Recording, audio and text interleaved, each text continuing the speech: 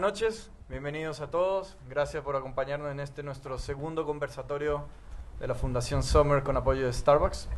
Agradecemos a todas las fundaciones que nos han apoyado en este trayecto y en este proyecto. Varias de ellas aquí están mencionadas como Fundación Nativo Digital, Kiva, Brave Up, Volando en B, Tecnología Responsable, Liderazgo Chile, Mujeres Influyentes y varias más que se han ido sumando, Efecto Mariposa, que han estado apoyándonos fuertemente en cada una de estas conversaciones. Hoy día tenemos nuevos invitados.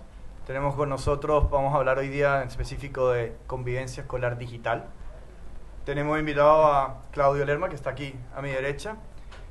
Él es ingeniero comercial, es hoy día director de la Fundación Tecnología Responsable y está vinculado laboralmente al mundo de la informática. Ha trabajado durante 20 años en el mundo de TI, pero es un apasionado por la tecnología en toda la vida y el foco de su fundación es cómo hacemos para que usemos la tecnología de una forma responsable. Tenemos al frente mío a Álvaro Carrasco. Álvaro es director ejecutivo de Brave Up. Es un programa de acompañamiento escolar que busca prevenir, educar y detectar casos de mala convivencia escolar. Gracias a Brave Up han logrado hablar con más de 25.000 alumnos de temáticas de convivencia escolar digital. Tenemos a Bárbara Soto, nuestra Seremi de Educación de la Región Metropolitana. Bárbara es licenciada en Comunicación Social, es periodista y es también profesora de Lenguaje y Literatura. Es diplomada en Educación con énfasis en vulnerabilidad de la Pontificia Universidad Católica. En el 2011, Bárbara fue escogida como una de las 100 mujeres líderes de Chile y en el 2015 fue elegida Emprendedora del Año por la SECH y Mujer Impacta. Wow. Felicitaciones. Finalmente tenemos a Jorge Varela. Jorge Varela es profesor asistente de la Facultad de Psicología de la Universidad del Desarrollo. Es nuestro sensei personal del edificio. Eso no estaba en la descripción. Es psicólogo de la Pontificia Universidad Católica y tiene un máster y un doctorado en psicología de la Universidad de Michigan. Hoy en día me gustaría iniciar la conversación precisamente contigo, Jorge. Tú has hecho bastantes estudios, tú fuiste partícipe de la primera ley de convivencia escolar, has estado bastante tiempo trabajando fuertemente con respecto al manejo de la convivencia escolar, no solamente digital, sino también la convivencia escolar tradicional, por nombrarla de alguna forma. Me encantaría que nos comentes un poco de lo que ha sido tu experiencia, de lo que han sido tus estudios, de lo que has estado viendo en el contexto, algo que para muchos de los padres que de pronto nos están escuchando, muchos de nosotros como no tan jóvenes, no vivimos una convivencia escolar con tanta tecnología y no sabemos lo que eso significa y no sabemos a veces relacionar la convivencia que nosotros vivimos con la que están teniendo nuestros hijos. Entonces me encantaría que nos comentaras un poco, ayudándonos a hacer ese puente entre estos dos tipos de realidades. Seguro, gracias, hola a todos, ¿cómo están? Es súper importante, a mi juicio, empezar a discutir de convivencia escolar, porque nos lleva a pensar en el sistema escolar y una dimensión del sistema escolar que no tradicionalmente miramos o valoramos. Si miramos las reformas recientes, es bien interesante la apuesta de nuestro sistema escolar a pensar 8 indicadores de calidad, ya no solo rendimiento, y uno de estos tiene que ver con lo que se denomina en la agencia clima social escolar, que tiene que ver con clima escolar indudablemente, y tiene una propuesta específica de qué indicadores miren. Ahora, para el efecto nuestro y lo que estamos discutiendo ahora, que es lo que nos convoca, y en relación con hechos de extrema gravedad o hechos de agresión o hechos de mucha connotación pública en nuestras comunidades escolares, es sumamente importante pensar transversalmente la idea de clima. ¿Por qué? Porque si yo pienso un conflicto, un hecho de agresión o un hecho de violencia o de acoso entre estudiantes, yo puedo mirarlo tradicionalmente y clínicamente y pensar que es un problema de los estudiantes. Si yo creo que es un problema de los estudiantes, lo que yo voy a empezar a hacer entonces es a mirar variables individuales, hombres, mujeres, o lo que corresponda, para tratar de explicarme qué es lo que está pasando con este adolescente, con este niño o con esta niña que está incurriendo en estas acciones, ya sea como víctima o victimario. Sin embargo, y gracias a la literatura más de clima escolar, sabemos hoy día que estos hechos de agresión, o estos hechos, más bien, las relaciones interpersonales de los estudiantes, no se sitúan aisladas de un contexto. Y este contexto es la escuela, este contexto es la vida en la escuela, este contexto es lo que pasa todos los días dentro de la sala de clase, entre paréntesis, clima de aula. Esto es lo que pasa en sus relaciones con sus profesores, entre paréntesis, clima escolar. Convivencia escolar es una subdimensión del clima. A mí me gusta el constructo de clima porque es mucho más amplio, es mucho más multidimensional. Y lo interesante en este caso es que si yo empiezo a pensar cualquier fenómeno dentro del contexto escolar, más allá de algo que pueda pasar con un estudiante individualmente, es súper interesante cómo yo empiezo a redefinir el problema. Y ya el problema ya no está en el estudiante o en el grupo de estudiantes que participan de un hecho de agresión, sino que es un fenómeno que tiene que ver con las relaciones entre estos estudiantes, indudablemente, pero también de estos estudiantes con sus compañeros, con los que están en la otra sala de clase, con su relación con todos los educadores dentro de ese sistema escolar. Y ahí creo que abre otra discusión, abre otro análisis, y si estamos de acuerdo con esta idea de que no es un tema individual, no es algo intrínsecamente psicológico o exclusivamente psicológico, cuando yo pienso en abordaje, cuando yo pienso en intervención, aparecen más oportunidades, aparecen más componentes, aparecen otros actores que no ni siquiera se me hubiesen ocurrido si solo pienso que esto es un problema de un estudiante que tiene problema con control de impulso. Y ahí aparecen, por lo tanto, dispositivos, a mi juicio, mucho más promisorios, y la literatura de evaluación de programas en este tema, en general, es bastante consistente con mostrar cómo uno interviene en el clima, uno interviene con casos problemas, pero al final el éxito es la combinación de estos elementos. Ahora, lo interesante de este conversatorio hoy día, y un poco lo que ustedes han liderado poner sobre la mesa, es cómo participa el espacio virtual dentro de estas categorías de análisis que tenemos tradicionalmente cuando analizamos estos fenómenos. Y ahí nos desafían a todos. ¿Por qué nos desafían? Porque las definiciones tradicionales de acoso escolar cibernético, no logran estar de acuerdo en cómo hacen un interjuego claro del rol de los medios o rol del espacio virtual en estas interacciones. Redefinen quizás este mismo espacio que estamos pensando y que estamos mirando de distintos niveles. Quizá entonces el espacio virtual es otro espacio. Desde mi hipótesis, y el clima es otra dimensión del clima. Los datos que nosotros hemos manejado, los estudios que hemos hecho exploratoriamente en relación con el tema, y yo tengo una hipótesis también sobre eso, es de que independiente de que es algo virtual, a mi juicio hay una alta correlación o coocurrencia de lo que pasa en la sala de clase. Una de las encuestas de violencia escolar que se hicieron en Chile años atrás, donde nosotros analizamos la frecuencia y la coocurrencia de agresiones entre los adolescentes, encontrábamos que había una alta correlación. 8 de cada 10 señalaban que eran agredidos dentro de la sala de clase y también eran agredidos dentro del espacio virtual. Eso me informa a mí o me permite pensar que quizás esto virtual, que decimos que es lejano porque probablemente no lo conocemos tanto los adultos, yo creo que es más cercano de lo que creemos. Y mi hipótesis es de que va a ser esto otra dimensión del clima. Ahora, ¿qué forma va a tener? Yo creo que la estamos construyendo entre todos. Y para un poco meterme en la conversación, para mí viene a ser un reflejo. Esta misma convivencia que tú dices en la sala de clase, en el patio, en el recreo, pasa a ser en el mundo en línea, porque socializan en el mundo en línea. Estos chicos nacieron después de Google, nacieron después del iPhone, nacieron después de Facebook, entonces no entienden un mundo sin Internet. Y cuando lo hablamos así es porque jamás van a tener las mismas relaciones que tuvimos nosotros, no van a tener ni nuestra niñez, ni nuestra juventud, ni nuestra adolescencia.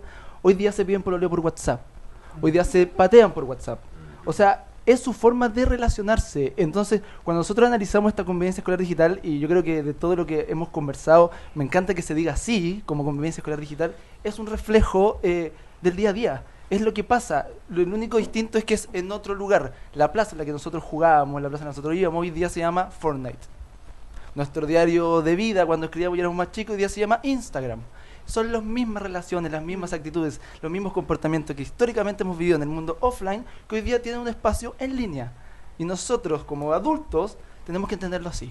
Y tenemos que entrar en ese mundo, tenemos que estar en ese espacio y acompañarlos y enseñarlos. Porque nosotros también somos los responsables de la convivencia escolar offline. Nosotros somos los que entregamos los valores, los respetos, la tolerancia, la empatía, aquí y en línea.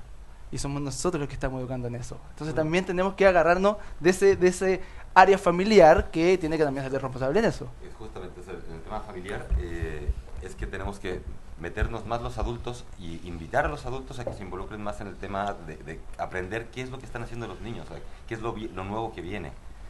Porque si bien es cierto que es un reflejo de la convivencia física, pero también es una herramienta que permite ser en cierta medida anónimo al momento que estás haciendo algo que sabes que puede ser negativo, por un lado. Y por otro lado, al estar conviviendo en línea, utilizando WhatsApp, Instagram, cualquier red social, la que se te ocurra, no se está cumpliendo la totalidad de la comunicación.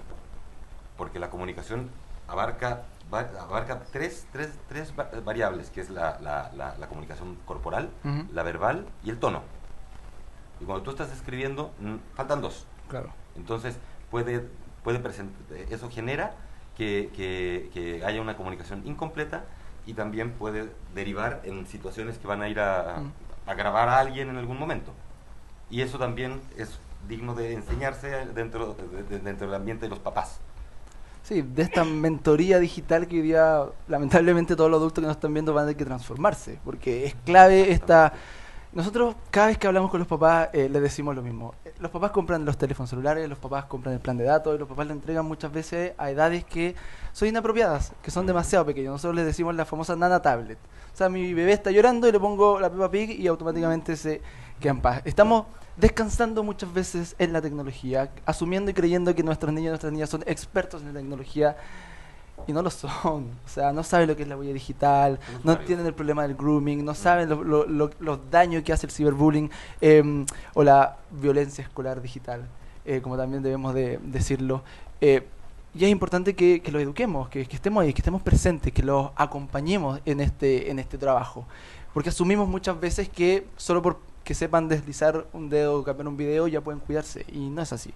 Y nosotros hemos visto, cuando hablamos con ellos, son muy ingenuos, realmente no miden las cosas que están haciendo, se sacan fotografías, se las comparten sin miedo a que esto se viralice, la amplitud que puede generar la viralización de una foto, de un video, genera daño. Lo hablábamos muchas veces, ¿qué es ciberbullying? ¿Qué no es ciberbullying? La violencia escolar de día constante en el tiempo en internet, con la amplitud, ¿cambia? ¿No cambia? ¿Es igual de grave? ¿No es tan grave? Aparecen muchas preguntas, y lo que tú decías al comienzo, muchas interrogantes que yo creo que todavía no están resueltas, y que estamos acá un poco para poder ir a aceptar luces. Estamos todos aprendiendo. Sí, y en ese sentido también quiero introducir a Francisca Palma, se nos ha unido. Ella es especialista en comunicación de UNICEF Chile, tiene alta experiencia abordando temas de comunicación en los cambios culturales necesarios para lograr el cumplimiento de los derechos de todos nuestros niños y adolescentes. En ese sentido te agradezco muchísimo, Francisca, que estés aquí con nosotros, y en el mismo ánimo de lo que estaba conversando Álvaro y lo que hemos estado conversando, yo creo que nosotros como Chile estamos de pronto aprendiendo, pero es muy interesante también la experiencia internacional, qué es lo que ustedes como UNICEF han visto que está pasando en este ambiente de clima, como bien decía Jorge, de convivencia escolar, en este clima escolar, y cómo está afectando a los niños esta nueva interacciones digitales que también tienen muchas luces. No solamente son sombras. Bueno, muchas gracias, y disculpen la tardanza, pero fue el taco, les juro. Yo creí que salí en el tiempo correcto.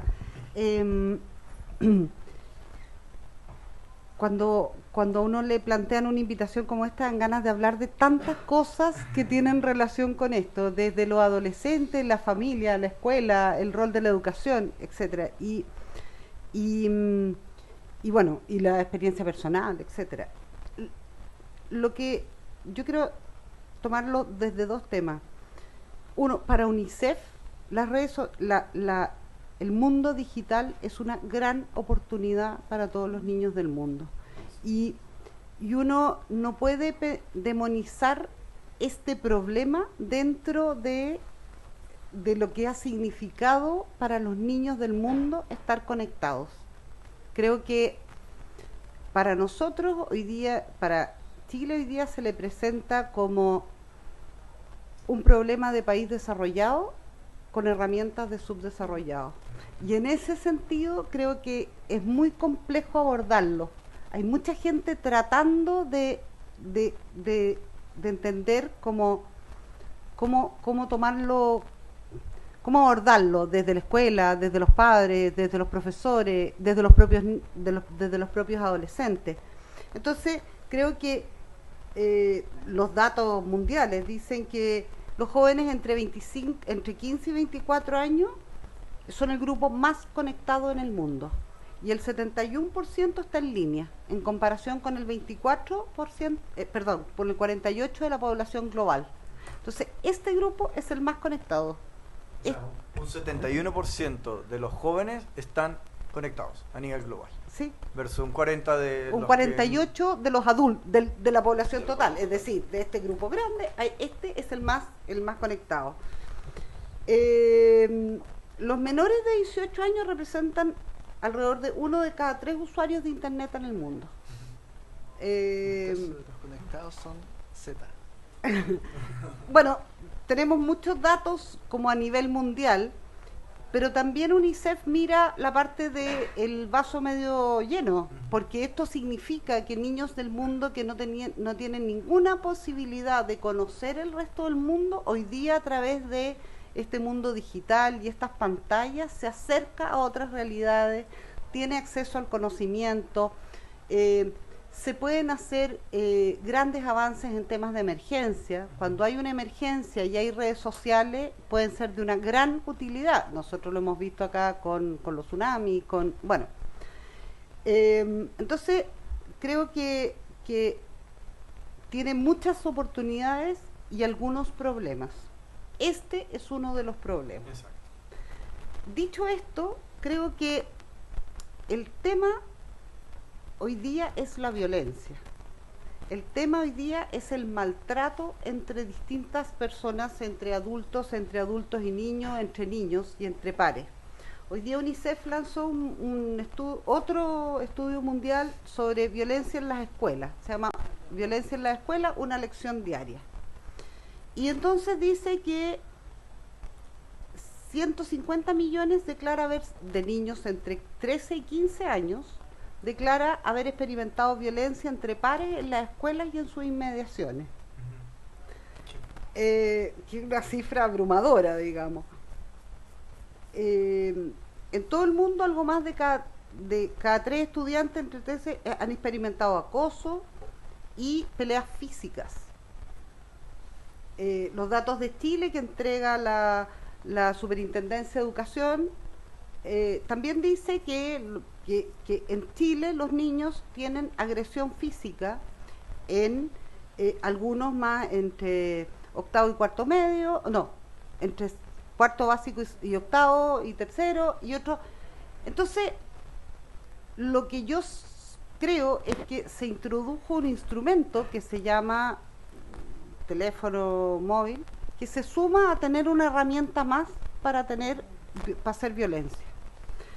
La convivencia, o partiendo más atrás, el derecho a la educación de los niños tiene que ver con la convivencia escolar. Un niño, o con el clima, no sé, no soy experta en el tema, no sé si es lo mismo, pero en el tema es cuando en las escuelas los profesores se agreden entre ellos, los directivos y los profesores se agreden, y los profesores agreden a los niños, no tenemos que sorprendernos que los niños se agredan entre ellos. Entonces, creo que esa es una conversación que hay que tener, porque hoy día hay nuevas herramientas y nosotros, los adultos, no estamos sabiendo entender no sé si quiero ser experta en redes sociales, no sé si quiero ser experta. Quiero tener una relación de confianza con mi hijo, para que cuando le pasen cosas me cuenten. No sé si voy a estar siempre arriba de la pelota, no sé si voy a saber siempre cuál es la última forma que tienen, porque en algún minuto me voy a quedar atrás, pero lo que sí sé es que cuando le estén pasando mal, me digan por qué. Así, tengamos una... Pero es absolutamente normal. O sea, te voy a dar un ejemplo. En los años 80, se me cayó el carnet, en los años 80, tú podías darte cuenta en una casa que en esa casa vivía un adolescente, un niño, solamente con mirar el VHS. Si tú veías el VHS y el VHS estaba puesto a la hora, ahí había un niño o un adolescente. Si no había un niño o adolescente, el VHS estaba permanentemente en las 12 haciendo así. Porque el adulto no lo sabía usar.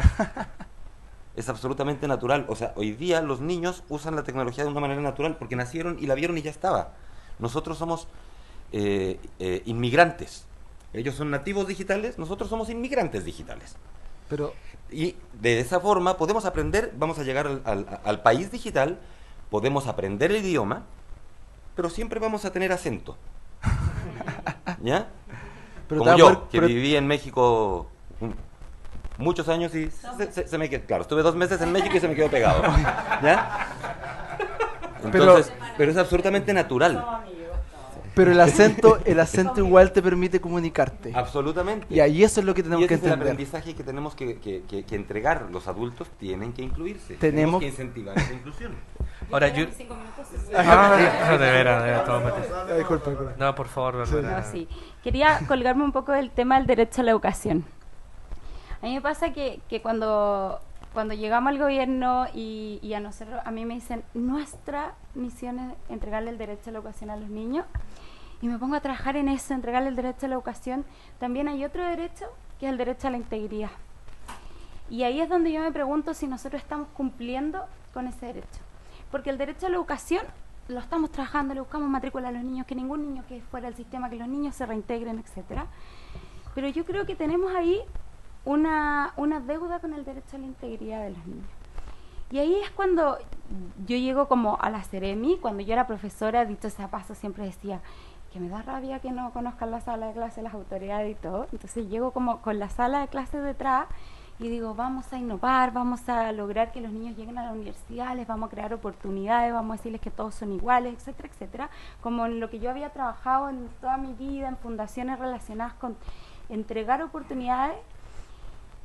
Y me topo con una cifra macabra en 6 meses. Yo llevo menos de 6 meses en el cargo, 5, y nosotros hemos tenido 7 suicidios en la región metropolitana, que nos han llegado a nosotros, tal vez sean más públicos, claro, o llegados a nosotros, más bien no nos llegan, pero mucho, Jorge sabrá más, pero además de la cifra negra que hay ya del suicidio, además hay algunas que probablemente no nos llegaron como Ceremi. Entonces me topo con esto y, por ejemplo, ayer yo les comentaba que nosotros atendimos 20 casos de bullying o de acoso Ayer escolar, en el etcétera. día. Ayer en el día.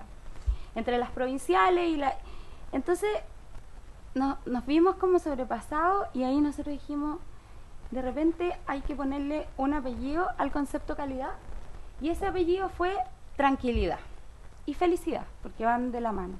Y ahí hemos tratado de avanzar rápido en trabajar para que los niños en la escuela encuentren esa tranquilidad. Y ahí es cuando yo conocí a todas estas personas maravillosas que todos luchábamos como separados y ahora luchamos todos juntos. Y entonces ahí nos hemos topado, claro, con la barrera del celular. Ustedes han visto que hay un proyecto para sacar el celular de la sala de clase. Y ahí es donde yo me pregunto, ¿en verdad lo vamos a lograr? En verdad la ¿Es solución, esta la solución? sacar el teléfono. O tal vez nosotros deberíamos usar estas tecnologías en positivo.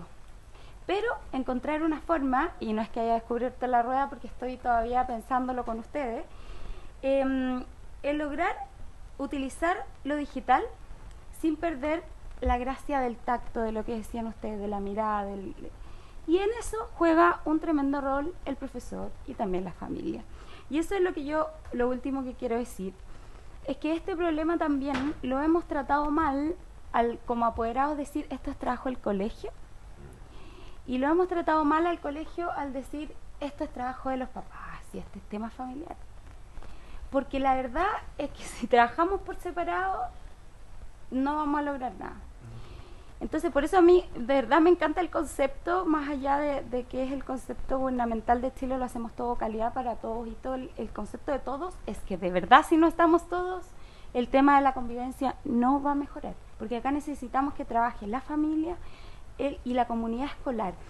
Perdón, no era lo último que quería decir es que a mí me gusta mucho el concepto de clima escolar también, mucho más que convivencia escolar, y nosotros también le llamamos cultura escolar, porque tiene más bien que ver con un todo, no solo con un convivencia escolar o el encargado de convivencia escolar, sino más bien como una cultura que tiene que llegar a las escuelas. Y eso tiene directa relación con que cada escuela tiene un encargado de convivencia escolar. Yo no sé si que toda la gente que escucha lo sabe, pero deben tenerlo. Y muchas veces pasa que la escuela dijo, a ver, tenemos que tener un encargado de convivencia escolar, porque parece que la convivencia escolar es muy importante. Entonces, tú, profesor de educación física, tienes menos horas, convivencia escolar. Y lo que más me dicen los profesores o los encargados de convivencia escolar, que es con quien interactúo constantemente, es, no me siento preparado, esto me superó, yo no me doy cuenta de que los niños, o sea, estoy atrás. Y eso se conecta con lo que ustedes dicen. Se quedaron atrás. Yo aprendí lo que era, y yo, bueno, joven porque soy profesora, pero me siento tan old school cuando escucho, por ejemplo, a Álvaro y me cuenta cosas como pack. Yo aprendí la palabra pack acá, yo siempre lo digo, pero aprendí en conversaciones con ustedes que lo era un pack. Y probablemente los niños están hablando de pack y el profesor está acá o la mamá está acá y no están entendiendo lo que es un PAC. Lo grave que es un PAC. Entonces, no voy a decir lo que es por la hora, si quieren alguno de ustedes lo dice, pero lo dijeron la semana pasada, si están los mismos. pero ese es el tema. Entonces, ahí es como, yo creo que también los encargados de convivencia escolar, como encargados, de crear una cultura escolar, ahí yo creo que tenemos una clave importante en las escuelas. Ahí me llevas a mí una pregunta que me han hecho muchas veces a mí y a Leli, que nos han hecho nosotros en varias entrevistas y lastimosamente nosotros no somos expertos y por eso hicimos esto, para preguntarle a los que deberían saber, no sé, bueno, a los que estamos aprendiendo. Si no Deberían sabemos, saberlo. todos para la casa. Ojalá. Pero en este ánimo de conversar y ir pimponeando ideas, en ese sentido, y el tema de hoy día, convivencia escolar, yo estoy totalmente de acuerdo contigo, Bárbara, que la convivencia escolar, el clima escolar, la cultura escolar la creamos todos juntos, apoderados, colegio, alumnos. ¿Cuáles serían esos consejos que ustedes le darían a los apoderados, a los directores de convivencia escolar que hoy día nos están escuchando, que están acá? ¿Cómo podemos crear protocolos, estructuras? ¿Cuáles son esos consejos que sí o sí un buen protocolo de convivencia escolar debería tener en términos de sanciones, en términos de identificación, de trabajo en equipo? ¿Cuáles son esos consejos de trabajo en conjunto de la comunidad escolar para que efectivamente tengamos una buena convivencia que nos permita tener educación de calidad?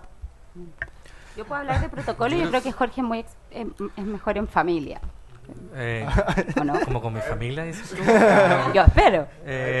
No, yo creo que es súper importante lo que estás planteando, Manuel, porque nos permite avanzar, creo yo, en ciertas cosas que hemos aprendido de esto. Hay hartas publicaciones, de hecho, regionales, internacionales, en donde dan luces más o menos comunes y claras de experiencias que hayan tenido buenos resultados. A mi juicio hoy día hay hartas orientaciones, de hecho un tiempo que hasta el Mineduc tenía una serie de herramientas para que uno, si quisiera trabajar en esto, estaban ahí disponibles. Muchas de estas son gratis, de hecho, en línea. Hay otras que hay que pagar, pero en general uno ve harta oferta nacional e internacional sobre el tema. A mi juicio el motor de cambio es otro, no es la metodología. Hoy día más o menos hay ciertas orientaciones de programas que son más promisorios. A mi juicio el motor pasa por otra cosa. Te pasa uno por discutir o poner sobre la mesa lo mismo que estamos discutiendo acá. ¿De quién es el problema? Si yo lo defino como un problema del otro, ya sea de la familia, del colegio, de la autoridad, del recurso, del responsable, puede ser que me quede estancado en esa discusión eternamente. Segundo, ¿qué prioridad le damos a esto realmente como comunidad escolar? Y ahí a veces somos un poco cínicos, porque señalamos que el colegio es una entidad importante, pero si hacemos una encuesta pública, ciudadana, y le preguntáramos a la gente, ¿por qué escoge un colegio? Sería interesante saber la respuesta a ese tipo de preguntas. Si lo escoge efectivamente porque tiene un buen clima. Si fuese así, los colegios emblemáticos, los del ranking 100 del CIMSE, también sabemos sus escalas de clima. Exacto. Y están públicas, de Exacto. hecho. Si alguien quiere googlearlo, lo puede hacer perfectamente, porque la agencia tiene esos datos del CIMSE de clima escolar de todos los colegios de Chile. O de Pero- noticias de hoy, de ayer, de antes de ayer, de antes. ¿Cómo noticia? ¿Cómo? De noticias, pues estamos en un momento que se está viviendo mucha violencia en establecimientos que eran emblemáticamente emblemáticos y que eran conocidos por los buenos resultados académicos, etcétera, pero nuestros niños están tirando bombas molotov, están cometiendo violencia contra los profesores en algunas cosas. Y al final eso tiene también relación con lo que decía Francisca respecto del concepto de violencia en general, que también incluye el bullying. Sí, es interesante esa discusión. Hay gente que plantea que hoy día las sociedades modernas son mucho menos violentas que las sociedades más antiguas. Pinker tiene un trabajo fascinante en Harvard donde muestra la historia de la humanidad y que hoy día habla que estamos en una luna de miel como sociedades mucho menos violentas que lo que están antes. Es interesante cómo miramos a veces los sistemas de denuncia, porque ya sea porque hay cifra negra o no, pero una cosa es la denuncia. A mi juicio, el dato más que nos informa un montón son las encuestas nacionales de autorreporte. Que Sí, tenemos, más que denuncia. más que absolutamente. denuncia, porque la denuncia te entrega un poco el termómetro, te entrega un poco Además, que no yo en todos realidad no soy denuncian. capaz de hacerlo, no todos denuncian. Entonces, en ese caso, a mi juicio, la pregunta interesante para uno y dentro de su propia comunidad escolar, a los encargados de comunidad escolar, de convivencia escolar que tú describías ahí, la pregunta un poco es, ¿ya tu colegio realmente quiere trabajar en esto o no? Si yo miro esto en 10 años, yo encuentro que hemos avanzado un montón. Un montón. Hace 10 años atrás ni siquiera existía la figura encargada de convivencia escolar. Eso ni siquiera no existía la nomenclatura de nadie en El Chile. protocolo. O sea, de hecho, la superintendencia se crea en el 2010. Y en eso creo que hemos avanzado un montón, en como de alguna manera tratar de apoyar a nuestros colegios. Sin embargo, yo tengo la duda todavía ¿Hasta qué punto realmente declaramos que esto realmente es importante para mí como colegio? Y hay un poco para los que nos estén escuchando, la pregunta es para cada uno. ¿A tu colegio realmente le importa o es simplemente esto hay que hacerlo porque está de moda? O porque la ley lo dice. O porque la ley no te obliga a hacer cosas, la ley te hace Que responsable tener de lo que cosas. estás haciendo. Si y a pasa tener algo, te hace cosas, como responsable. tener el protocolo, O tener un plan, exacto. Pero no necesariamente, o sea, y ¿Te ese es fijas? el Entonces, problema, sí. a mi juicio ese es como lo anterior, porque si yo quiero hacerlo como comunidad escolar, hay un montón de experiencias que uno puede mirar, materiales que puede utilizar, ciertas orientaciones que incluso de los mismos ministerios, Interior y Educación, tienen materiales que un colegio puede seguir. Pero a mi juicio lo que marca, el que lo hagan, tiene que ver con si esa Querer comunidad de verdad. escolar, los actores, lo que lideran realmente esa comunidad escolar, lo quieren hacer en serio o no. Una consulta.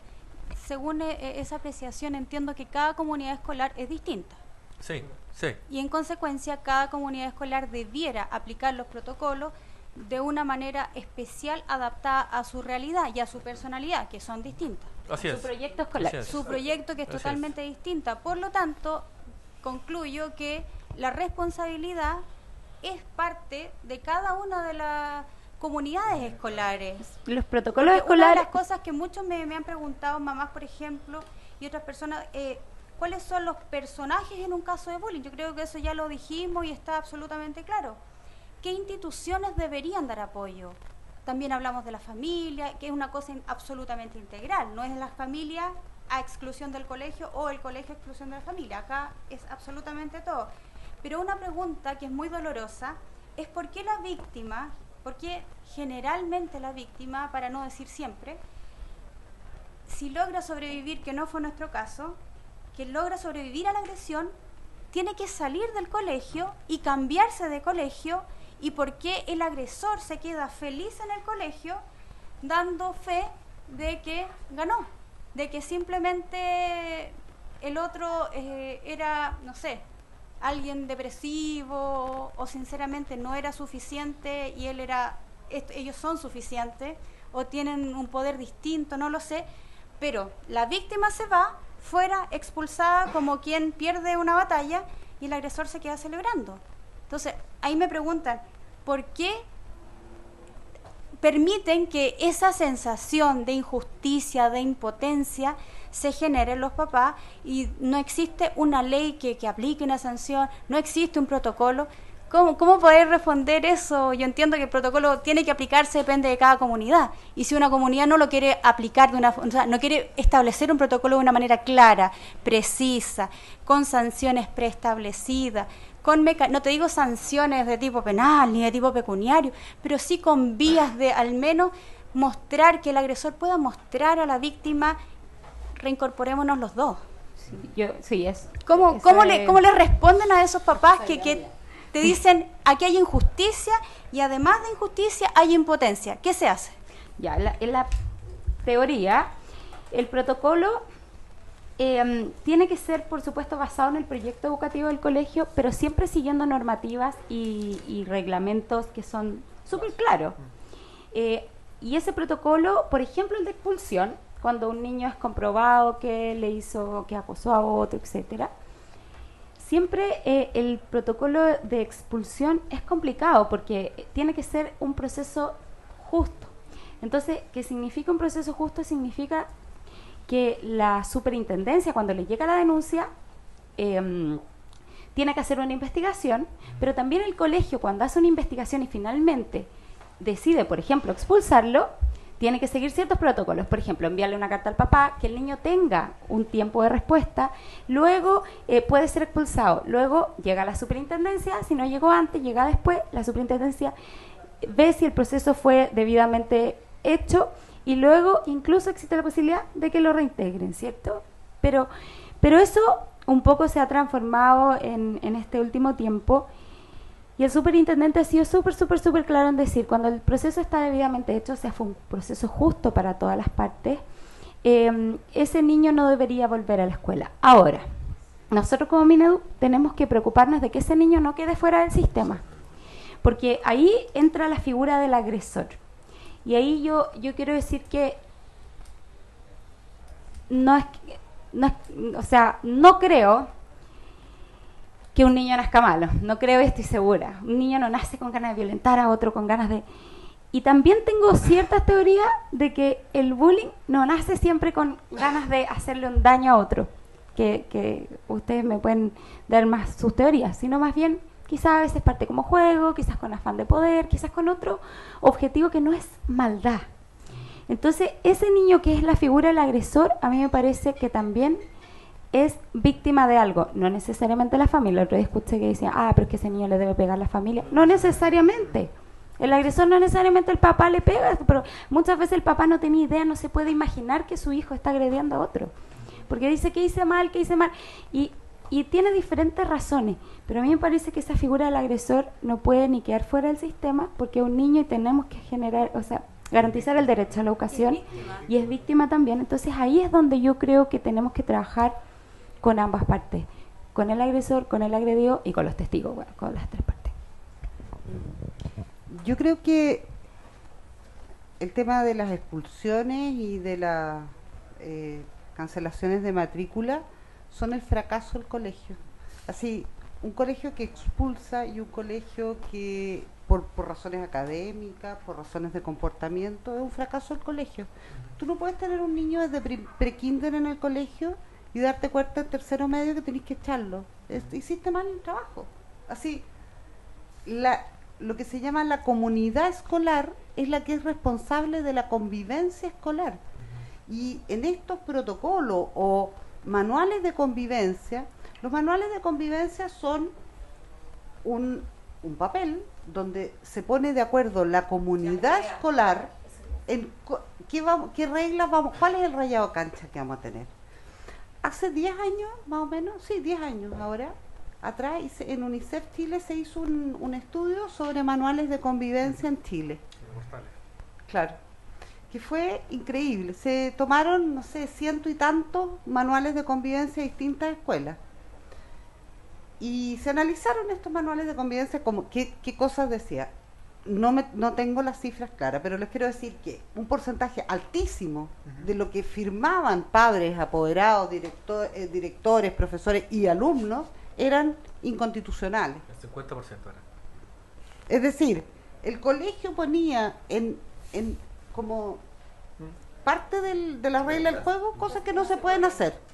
Otras iban en contra del reglamento. Así, el niño será devuelto a su casa si no viene con las zapatillas de deporte en la mañana. En este país los niños no pueden volver a su casa una vez que van al colegio. Se sanciona al colegio. Bueno, esto y mucho más. Entonces, ¿qué quiere decir esto? Quiere decir que, ¿por qué elijo el colegio? Así, yo voy a leer un manual de convivencia y voy a afirmar que estas son las reglas del juego de mi hijo en este colegio. ¿Por qué? Porque tiene un super simse. Entonces quiere decir que la convivencia no me importa. Exacto. Quiere decir que a mí me importa más que tenga un buen puntaje, que entre a no sé qué universidad y que después sea que aprenda a convivir con otros. Yo prefiero que aprenda a competir con otros en vez de convivir con otros, ¿o no? Así, creo que las señales que damos como padres tienen todo que ver con lo que queremos con nuestros hijos. Tal cual. Entonces, cuando se habla de convivencia escolar, se habla de dos cosas que yo creo que uno es el contenido. ¿Qué significa convivencia escolar y por qué la escuela tiene que enseñar la convivencia escolar?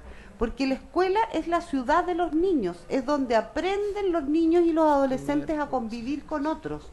No es tanto la familia, porque la familia no tiene los hermanos que tiene y le llegaron ya y le tocó. Los compañeros tampoco se escogen. No se escogen, pero tú puedes hacer suficientemente escándalo en alguna familia para que te cambien. Pero en lo que no les resulta, se tendrán que quedar.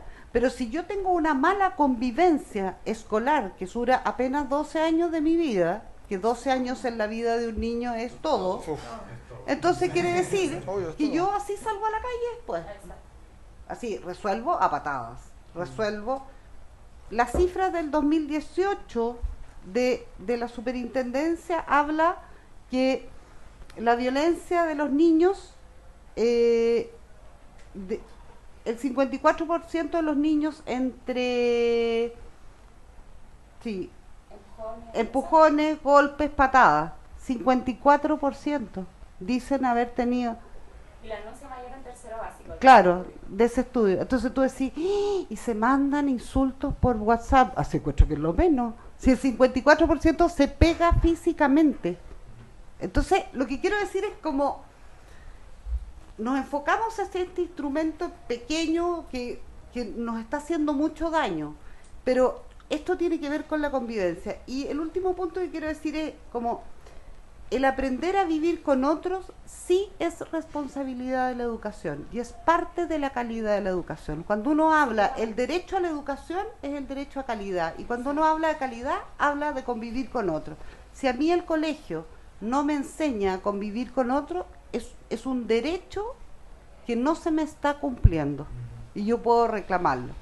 Y lo otro es que está comprobado que la mala convivencia escolar sí afecta el conocimiento, porque los niños asustados, los niños violentados no aprenden porque están bloqueados. Están preocupados por lo que le va a pasar. Y no pueden sentarse a aprender matemáticas ni a leer un libro tranquilo, no pueden porque están. Entonces la convivencia escolar, que como decía Bárbara, se elige al que tiene menos horas. Perdonen, pero estamos mal. Así, estamos mal porque no se puede elegir al que tiene menos horas, porque es una materia de las más importantes que tiene que ver con la calidad de la educación. Entonces, si este país se preocupa de la calidad de la educación, se tiene que preocupar de la convivencia escolar, porque es parte del menú. A mí me gustaría sumar lo que dice Francisca. Efectivamente, ese estudio fue muy bueno. Los reglamentos de convivencia escolar, el 50% no estaban sujetos a derecho. Yo creo que no logró hacer tanto eco, creo yo, en la reconstrucción de los manuales de convivencia escolar, en donde yo invitaría a los colegios, pensando en tu pregunta de, bueno, ¿qué hacemos ahora? ¿Cómo podemos hacerlo? Es tratar de convivir con las demandas administrativas, de que tiene que haber un reglamento y tiene que estar la documentación, etcétera. Pero, a mi juicio, hay que pensar si el reglamento de convivencia escolar es un código penal o es un instrumento pedagógico.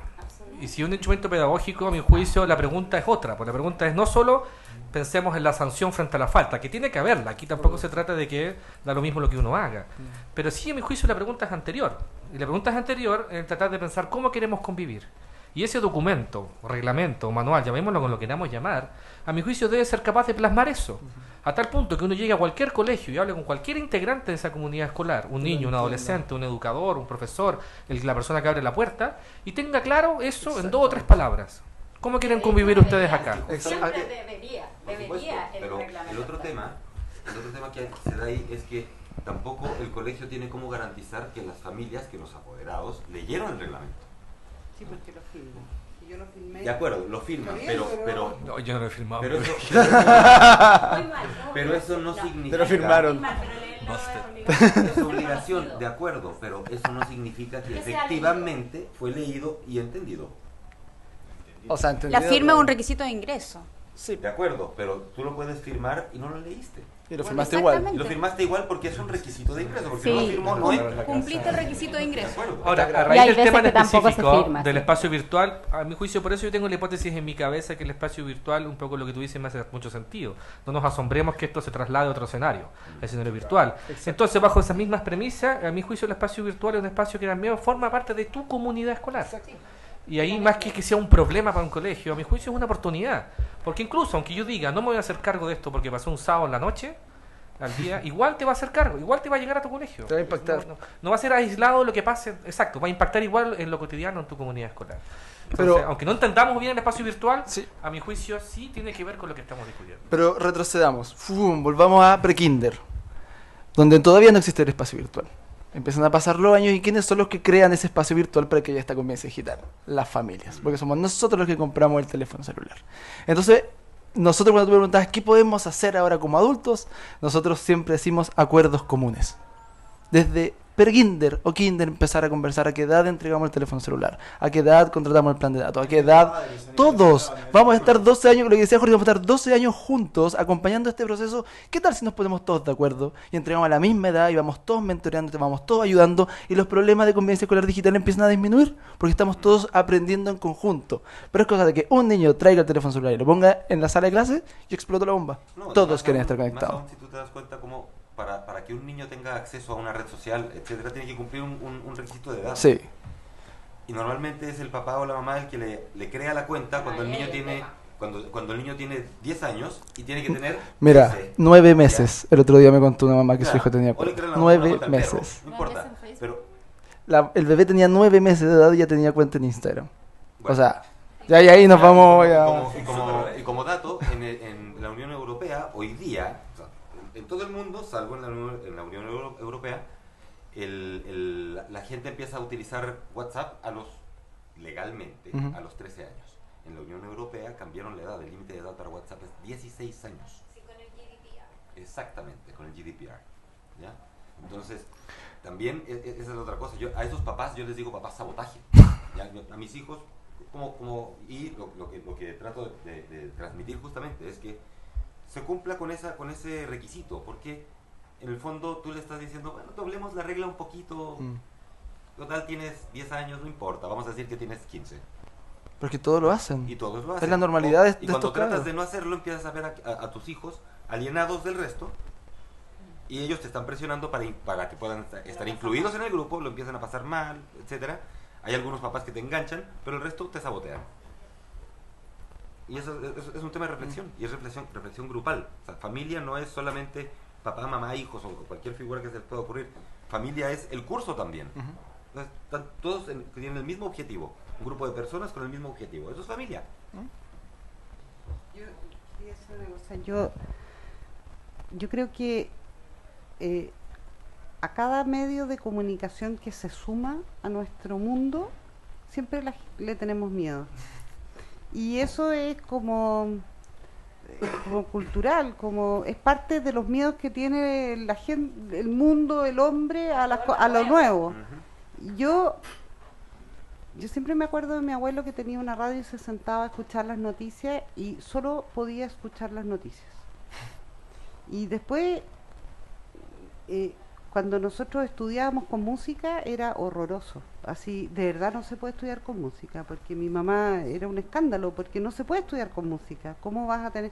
Y hoy día, no con música, Está bien, démosle para adelante, pero hagámonos cargo. Es como, mi sensación es que... Y lo otro es que yo siento que si los adultos o los que sí saben de redes sociales no saben usarla, tampoco le vamos a decir a los niños que sepan. Cuando tú decías recién,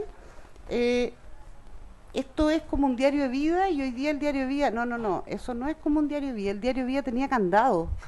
El diario de vida te lo robaba tu hermano mayor para ir a mostrárselo al amigo, porque para decirle que le gustaba y que tú lo habías anotado anoche. No es lo mismo el diario de vida, porque hay una cosa que se llama privacidad. Exacto. Y hay una cosa que se llama vida privada, y eso no está claro. Así a mí me pasa mucho que en la oficina dicen, oye, ¿sabes qué? Están diciendo de UNICEF que no sé qué, y en las redes sociales, ¿cuántos?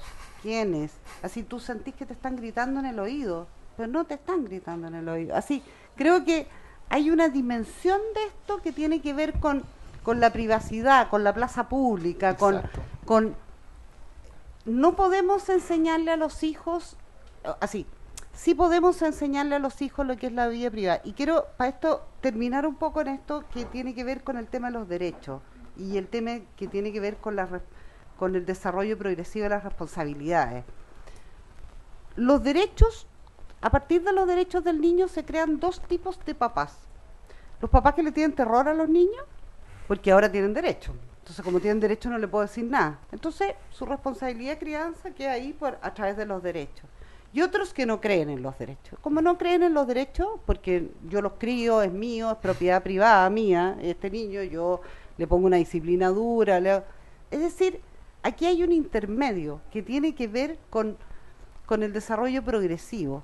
Yo a un niño de 2 años no le puedo decir que no sé, que lave el plato después de comer.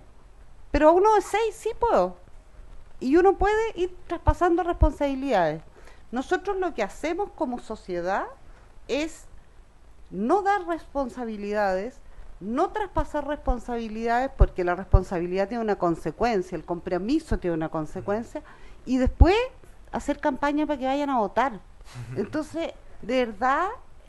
somos los adultos los que estamos haciendo un tema como de No, es que ahora no se le puede decir nada, porque como tiene, no, es que como, así perdona, es tu responsabilidad como padre, y yo como padre tengo la responsabilidad de poner los límites en buena forma, poner las responsabilidades y que esas responsabilidades se cumplan, pero ¿por qué le tengo que comprar un celular? Porque la frase, todos lo tienen, perdonen, pero ¿quién no lo usó? Así yo a mi mamá siempre le decía que a todos nos dejaban llegar a las 3 de la mañana, yo era la única, así, perdón, pero es demasiado antiguo esto porque los instrumentos son los mismos, a todos los dejaron ir, menos a mí, qué pena. El tema es cuánto yo voy a dar la pelea, cuánto yo voy a creer en lo que creo y voy a hacerlo de esa forma. Si yo estoy convencida que a mi hijo, que lo conozco desde muchos años, no le va a pasar nada si juega un videojuego violento, porque este tipo es un tipo que tiene una relación con la pantalla distinta, entiende la ficción de la realidad. Mi otra hija se asusta con todo, y en realidad si juego ese juego después de las 4 de la tarde, no puedo dormir. Bueno, no, la regla es que nadie juega con el juego porque sabe la pantalla. ¿Qué le pasa? Así, conozcamos a nuestros hijos, conectémonos con... Ustedes, los padres, pueden distinguir, bueno, hoy día no sé tanto porque todo se googlea, pero ¿se puede distinguir cuando un niño tiene fiebre o no? ¿Cuando le va a salir un diente? ¿Puede distinguir qué le cayó mal? ¿Por qué se enfermó el agua? Ah, no, pero no tengo idea de lo que pasa en las redes sociales. ¿Cómo? ¿No le miraste la cara con que llegó? Lo que quiero decir es que en algún minuto perdemos esa conexión y perdemos como la confianza en lo que estáis haciendo, la confianza en lo que hay sembrado, como la forma en que uno va a crear. Yo siento que de verdad esto son cosas demasiado positivas. Yo tengo unos hijos más grandes y decía, yo les envidio tanto su estadía en la universidad, porque de repente el sábado en la tarde decían, me saqué un 6. Y yo, ¿cómo sabí? Es que subieron las notas. Yo me demoraba 1 hora y media en ir a ver cuando publicaban las notas en una puerta de una sala. Entonces, qué envidia que puedan, oye, me mandó esta parte del trabajo y yo la voy a juntar con la otra parte del trabajo. Entonces, ¿por qué tenemos que ver la parte mal? Así, creo que hay mucho de bueno, creo que es responsabilidad de nosotros saber usarlo y saber poner los límites en esto. No, yo creo que no se trata de ver lo malo, o sea, porque el vaso no es malo, es un vaso. La tecnología no es mala, es más complejo. El modelo de educación cambia. ¿Por qué? Porque todos los paradigmas comunicacionales están cambiando. Y lo que decía Francisca recién es importantísimo. O sea, tenemos que cultivar la comunicación internamente. Los niños se van a empezar, tú lo puedes decir con total propiedad, cuando empiezan a ser adolescentes, buscan su independencia, y empiezan a alejarse de la comunicación con los padres. Es absolutamente natural, a todos nos pasó. Pero nosotros como papás tenemos que conocerlos y saber más o menos cómo se comportan para que cuando detectemos algún cambio en sus patrones de comportamiento, etcétera, estar alerta de que algo puede estar pasando. Otra cosa y lo último, es que en el tema esto de manuales de convivencia y todo, los manuales de convivencia en general se hacen entre adultos, sí, y los jóvenes y los niños no participan. Sí. En las escuelas son los niños los que tienen que construir su manual de convivencia, porque si yo puse esa regla, yo tengo que cumplirla. Sí. Entonces creo que en el colegio había un despelote con el uniforme, nadie lo cumplía, todo. Entonces, como hicieron un plebiscito, así como, ok, ¿quieren o no quieren uniforme? Y bueno, hicieron como muchas reuniones los chicos en la sala y todo, y llegaron a una conclusión que sí querían uniforme. Perfecto, sí queremos. Entonces la directora dijo, perfecto, no hay ningún problema, pero es uniforme, no es el híbrido que tienen ahora. Pero lo eligieron así, el manual de convivencia, ellos son parte de esa convivencia. Y no, ellos son los que tienen que elegir las formas de participar adentro de la escuela. Y no que un grupo de adultos diga, porque si no, ahí de nuevo generamos violencia, porque no me escuchan en el lugar donde yo paso 8 horas al día. Entonces siento que que también estamos hablando de unos personajes que están un poco abajo de la mesa y no arriba de la mesa Mira ahí, de la Francisca, conversación. Yo quiero agregar algo que es, ya un poco para ir cerrando, porque ya estamos en el tope de la hora. ¿Estamos bien? Nada, bueno. Igual voy a decir este comentario. Encuentro que lo que hemos conversado y como tú bien lo decías, de pronto es un problema que es viejo. No un problema de esta generación, es un problema de muchas generaciones para atrás. Y que de pronto cada generación lo fue manejando distinto con las herramientas y el contexto social que estaba en ese momento. Hoy en día estamos frente a un contexto social que tú muy bien lo describías. Hoy día es derecho para todos, obligaciones para nadie. Y hay mucha esa parada misma de nosotros mismos como padres de, ok, derecho, entonces yo no me meto porque tienen todo el derecho a hacer lo que quieran. Entonces el desafío para nosotros como padres y el colegio es cómo creamos una nueva convivencia bajo un problema que ha sido de toda la vida, pero con estas nuevas herramientas. Y algo que encontraba súper clave es, yo creo que en el pasado no se validaba tanto que los jóvenes fueran parte de la solución.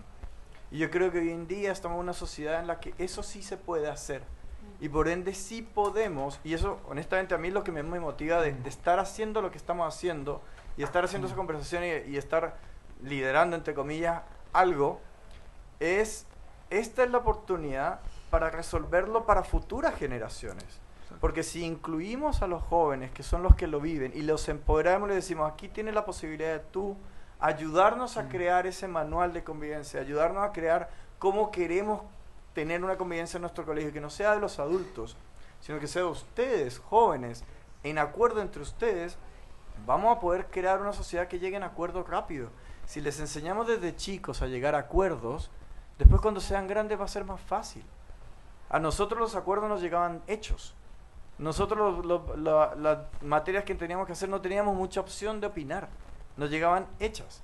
Hoy en día de pronto se está abriendo el camino, el espacio para tener más conversaciones, independiente de la ideología, y Felipe lo decía en el conversatorio anterior, Felipe Flores de Dialogando Movistar decía, cuando ponemos la ideología sobre la humanidad, estamos destrozando al ser humano, pero cuando ponemos la humanidad sobre la ideología, podemos llegar a cosas como estas, como acuerdos, donde usamos cada ideología de cada uno de nosotros en pos y a favor de todo lo que estamos construyendo juntos.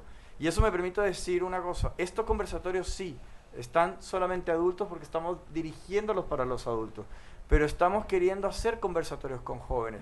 Queremos nosotros, estamos teniendo una iniciativa en donde estamos invitando embajadores de colegios, líderes de colegios, centros de alumnos de colegios, que me escriban a mí directamente en el Twitter, o a la Fundación Sommer, a mi mail emanuel@fsommer.org, porque queremos saber quiénes son aquellos jóvenes que quieren sumarse para trabajar en la solución. Vamos a tener conversatorios en privado, sin streaming, sin nombre y apellido, más tranquilo, para escuchar qué es lo que ellos proponen, escuchar qué es lo que ellos ven. Porque está bien, nosotros como adultos estamos hablando desde nuestra experiencia, desde lo que vemos desde el palco, pero en los 2 conversatorios que llevamos no hemos tenido ningún joven de menos de 29 años. Y ya joven no queda nada. La Niebla también. Entonces en ese sentido, pero no somos los que estamos hoy en día ahí. Entonces yo siento que es necesario, lo que tú estás diciendo, Francisca, es clave. Y nosotros estamos queriendo liderar en paralelo a estos conversatorios, otros conversatorios con jóvenes, que necesitamos que se nos acerquen para poder hacer eso, para poder conversar con ellos. Estoy demasiado contento que hoy día tenemos una youtuber con nosotros, una influencer chilena, que también está comprometida con el tema. Y hoy en día hay nuevas carreras que para nosotros como adultos es loco pensar. Hoy día nuestros hijos quieren ser youtubers, quieren ser influencers. Y eso es una manera de vida, y es una carrera. Exacto. Y es totalmente válida. ¿Cómo los acompañamos en ese nuevo desarrollo? Antes querían ser locutores de radio, después pasaron a ser presentadores de televisión y ahora quieren ser influencers.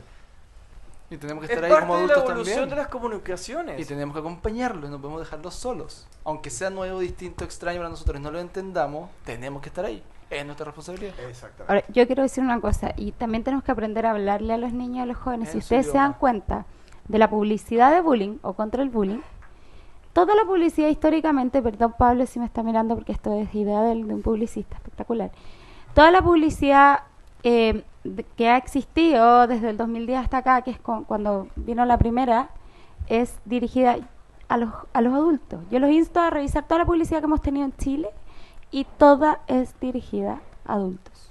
Pareciera que fuera dirigida a jóvenes, pero le ponen estas palabras como en el 2000 no sé cuánto, que ni siquiera se habla de convivencia escolar. Casi que al niño no le suena ni siquiera, no le hace sentido, no le estamos hablando como en su lenguaje, con lo que a él le gusta, con el videojuego que le gusta, Mira, yo quiero decir una cosa, en Ñuñoa, el otro día me quedé impactada, ellos tienen un superhéroe creado. Sí. Los niños aman superhéroes, tienen un cómic, no faltaron nunca más a clase, porque el superhéroe está vigilando que tú vayas a clase. Y después el superhéroe te entrega premios porque tú no faltas a clase.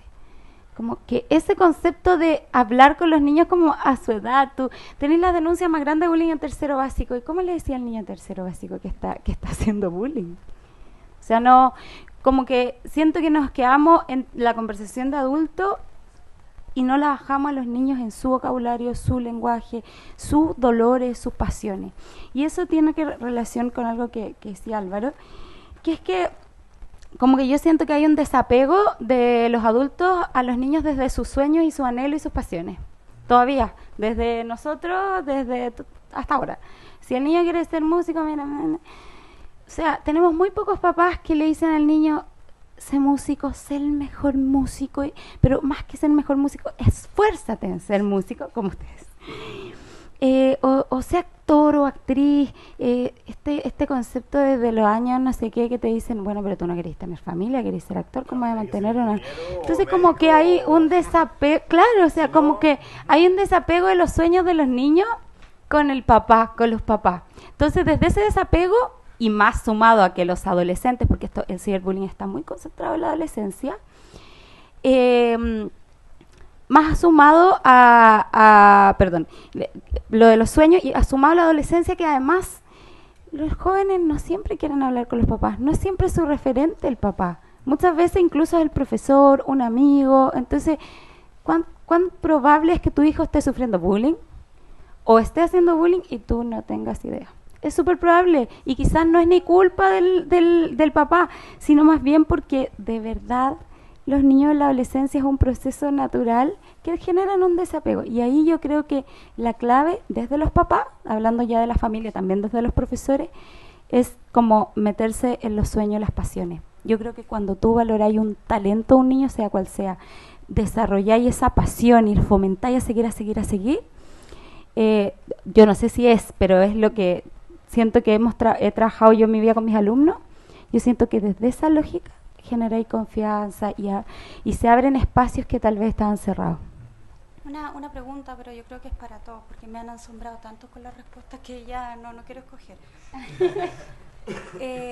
Bueno, he escuchado, ayer vi varios casos de violencia que no parte en tercero básico, sino que parte en prekinder, 5 años. Y paralelamente, hablando de los más grandes, quería preguntarle si los grupos de confesiones son una evidencia que van constituyendo consciente o inconscientemente los propios alumnos como parte de una comunidad escolar, en el cual demuestran que existe un clima que parte como simpático y después se va rápidamente a la violencia y terminan como unos actores anónimos e impunes. ¿Es eso un grupo de confesiones? Porque estamos rodeados de grupos de confesiones. No, confesiones de todos los años. Crush, cosas como esas que son anónimas. Si quieres cuenta, Álvaro, un poco. Sí, bueno, aquí hay dos hiperplataformas que están muy utilizadas hoy en día, que son Discratch, que es esta plataforma del ciberbullying, donde los alumnos crean un perfil público, donde cualquiera de sus compañeros de curso le pueden escribir de manera anónima lo que quieran. El papelito, el rayado en el colegio en algunos años, hoy día pasó a ser esta red social 24/7 arriba, donde no se puede borrar ni editar nada. Agarran este mensaje y lo van respondiendo a través de una historia de Instagram. Entonces se genera toda una conversación en estas dos plataformas, desde ida y vuelta de comentarios de maltratos online, anónimo todo, que termina muchas veces en violencia física. Y las cuentas de confesiones nacen en las universidades, en grupos de Facebook, confesiones UC, confesiones Bahía, confesiones, etcétera. Pero estos chicos, como no van a la universidad y no usan Facebook, crean cuentas de confesiones de sus colegios. Confesiones tal, confesiones tal, confesiones tal. en cada uno de los colegios que nosotros trabajamos, que hoy día son más de 60, hay cuentas de confesiones. O sea, yo vengo llegando a Antofagasta, estuve en Curao, la semana pasada en Linares, y en todos los colegios hay cuentas de confesiones. Y cuando nos vamos a ciudades más pequeñas, incluso vemos confesiones de toda la ciudad. Confesiones de Viña, confesiones de Reñaca, confesiones de Copiapó, confesiones de Antofagasta, claro, donde todos están compartiendo. ¿Y para qué lo hacen? Porque es su termómetro social. Ahí ellos se validan y ven qué tan cool, qué tan popular, qué tan no popular están siendo ante sus compañeros. Entonces, les da lo mismo exponerse. Y cuando voy a hablar decía, no es lo mismo que el diario de vida, porque no tiene privacidad. Exacto, ellos no tienen conciencia de lo que es la privacidad. Para ellos solamente tener una cuenta privada ya es privacidad. Es así. O sea, yo tengo mi cuenta privada. O sea, yo sé quién está viendo mi contenido, entonces yo lo segmento, yo lo selecciono y yo puedo manejar a estas personas. Y buscan esto, y muchas veces muchos de estos chicos crean cuentas incluso de confesiones o de discratches de otros compañeros para exponerlos públicamente y que, ok, creemos en la cuenta a Manuel, pongámoslo en nuestro grupo de WhatsApp y digamos, mira, Manuel tiene una cuenta de discratch, escriban todos, y todos los compañeros te empiezan a escribir ahí. O sea, muchas veces ni siquiera el mismo chico o chica crea su cuenta, se las crean para que esté todo esto expuesto. Sí. Y eso pasa en estos canales. Incluso a los profesores. Exactamente. Y estos canales principalmente son privados. Estas cuentas de confesiones son privadas. O cuentas de memes también que se crean. ¿Para qué? Para que el adulto no los pueda seguir. Es decir, este administrador, este chico o chica que crea esta cuenta, es el admin. Todo el colegio sabe quién es el admin. Pero es el secreto de Estado. O sea, nadie te va a reconocer quién es este chico o chica que crea esta cuenta. Entonces este chico tiene el poder, recibe las confesiones de quien quiera y las empieza a publicar, etiquetando a una, etiquetando a otra, escribiendo lo que sea, o muchas veces inventando algún comentario de otro para empezar a generar distintos problemas, que comienzan ahí, pero terminan muchas veces en violencia física. O sea, eso pasa a ser el paso cero, no queda solo ahí, eso implica muchas veces violencia física misma. Y eso están haciendo y lo hacen en todos los colegios. Y oye, con los profesores, lo que dijo. Increíble, vi llorar a una comunidad educativa desde los profesores, porque les hacen estos perfiles a los profesores y han convencido a comunidades que el profesor es acosador sexual, que el profesor... Y he visto a los profesores llorar literalmente, que es súper como te violenta como profesor. Sí, obvio que sí. Y otros profesores se han divorciado en este proceso, hay muchos con licencia por este tema, entonces también, como no solo es entre los niños, sino hacia los profesores, y bueno, también no vamos a olvidar que también desde los profesores hacia el niño era muy común y lamentablemente en algunos casos sigue, para no decir que solo es víctima, que también el profesor le dice, ya, te estáis portando mal, si estoy acostumbrado, sí. Y entonces es el que se porta mal, o bueno, uy, mira qué sorpresa, te sacaste una buena nota, o esos comentarios también generan como este clima de que el niño dice, ¿por qué no lo voy a molestar? Si lo molesta hasta el profesor, o sea, como, y en ese sentido como que la violencia es hacia todos lados. ¿Y ahí qué hacemos? Pero déjame, ¿Qué hacemos con esto? Sí, y déjame tocar otro tema que está bien más profundo, porque el 8% de las cuentas en Instagram son falsas. Y muchas veces los casos de grooming comienzan con cuentas de confesiones. Porque ese admin no necesariamente es un compañero o una compañera. Es un adulto, grooming, adultos que se hacen pasar por menores de edad para acosarlos en línea o en la vida real. Sí, sí, abuso, acoso sexual. Sí, todo exactamente. Entonces, muchas veces, empezó el 18, muchas veces, bien, tiquití, muchas veces esa cuenta de confesiones que uno dice, es de mi colegio, porque tiene el logo de mi colegio en el icono, o porque tiene la biografía, dice confío, porque claro, debe ser algún compañero o compañera, pero no, muchas veces aparecen adultos haciéndose pasar por esto y ven toda la información que están publicando en línea. Están utilizándolo en el fondo como una cuenta de phishing. Exacto, un canal para poder hacer esto. Están tratando de reclutar, porque son depredadores. Exactamente. Están tratando de reclutar material. Entonces, hay que tener mucho ojo. O sea, por eso, y reitero, insisto, la invitación es que también los padres se interioricen, se eduquen en el tema. Y ahí, un tips básico es perfil privado, por favor, todos los niños y niñas que están escuchando, claro, y los padres... Y hacerles entender que ese perfil privado, ese perfil privado además, porque, ojo, todas las redes sociales son gratuitas, entre comillas, porque estás regalando tu información en el fondo. Exacto. Pero son gratuitas las redes sociales. Y como servicio que están entregando, ellos determinan cómo lo entregan. Entonces, ¿cada cuánto tiempo más o menos? Una vez al año más o menos, por ejemplo, Facebook, que ya es la red de los viejos, pero Facebook, por ejemplo, una vez al año cambia los términos y condiciones. Exacto. Lo mismo pasa con Instagram, lo mismo pasó con Snapchat, sí. Y así sucesivamente. Entonces, cuando tú crees que tienes tu red social cubierta, protegida, cerrada, solamente para los contactos que tienes incluidos, no es cierto.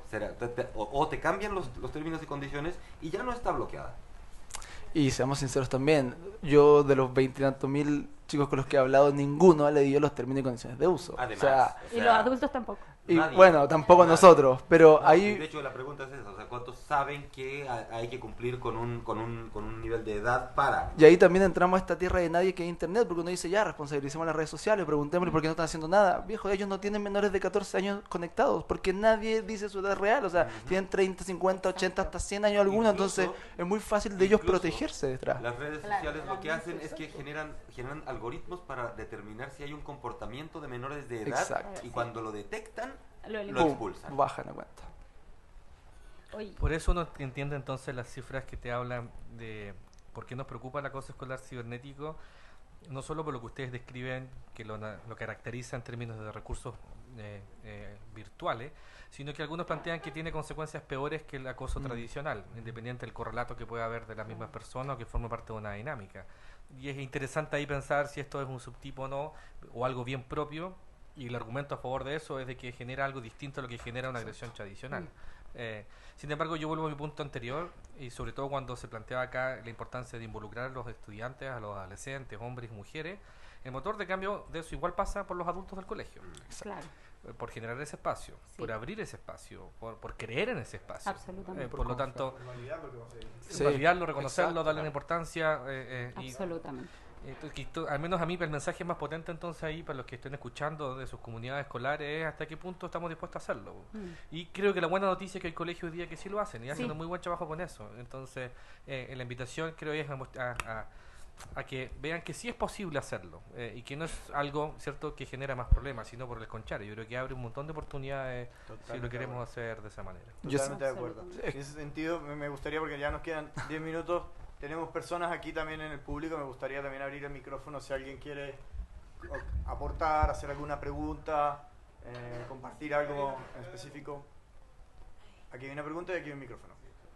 Bueno, para comenzar, hola, soy Piedra Casanza, estudiante de periodismo, y estamos haciendo con una compañera nuestro proyecto de título sobre el ciberbullying y la ley de violencia escolar del año 2011, que claramente no tiene como en la ley, y nosotros la leímos, no se relaciona nada con el ciberbullying, porque el gobierno, el Ministerio de Educación, la Seremi, la Superintendencia, se ha demorado tantos años en incluir o en restablecer, o sea, como obviamente reformular esta ley, remodernizarla. Si ya estamos en 2018 y esta fue creada en 2011 y ya llevamos cuántos años con tanto ciberbullying y las redes sociales, que claramente yo tengo desde los 14 años, 13 años Facebook y ya tengo 22.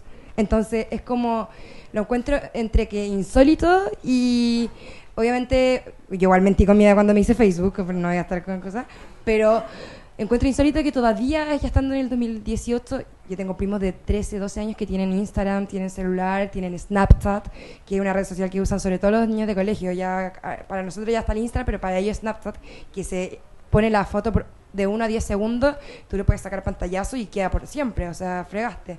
Entonces, ¿por qué se ha demorado tanto en meter el ciberbullying en esta ley? ¿O por qué no se ha creado algo ya pasando tantos años? Sí, hay una verdad y una esperanza. La verdad es que, sí, Jorge. Está el tema de las está el ciberbullying, virtuales. sí. Eso me acuerdo porque nosotros éramos el equipo que estaba metiéndolo sobre la mesa y de hecho nos metimos en las encuestas nacionales de violencia. Entonces sí se explicita que cualquier agresión está prohibida y es sancionado al colegio y que eso incluye el espacio virtual como parte de las agresiones. No voy a hablar específicamente de ciberbullying porque no sé, es acoso escolar cibernético. No, y tampoco se hablaba tanto en el 2010, tampoco era. Pero sí, eso yo iba a decir eso, dos cosas.